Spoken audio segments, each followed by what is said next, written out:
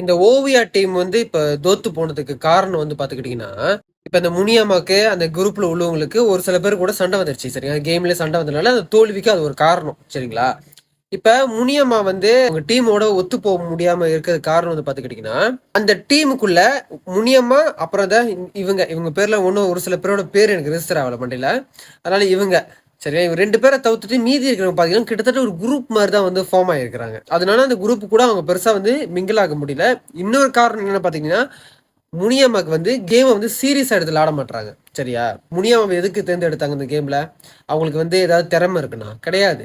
இன்னசென்ட்டா இருக்கிறாங்கன்னு சொல்லிட்டு அந்த கேம்ல அவங்கள தேர்ந்தெடுத்தாங்க. இப்ப அந்த மாரி ஆட்கள தேர்ந்தெடுத்தீங்கன்னா, அவங்களோட திறமையா உள்ளவங்க நெறைய பேர் ரிஜெக்ட் ஆகியிருக்கிறாங்க. சரிங்களா? அதனால இந்த இப்ப முனியம்மா மாரி இன்னசென்ட்டான ஆள் தான் வேணும் இந்த மாரி கேம்ல தேர்ந்தெடுத்தா, இப்படிதான் கேம சீரியஸ் இல்லாம தான் விளையாடுவாங்க. அடுத்தது பாத்துக்கிட்டீங்கன்னா, இவரு.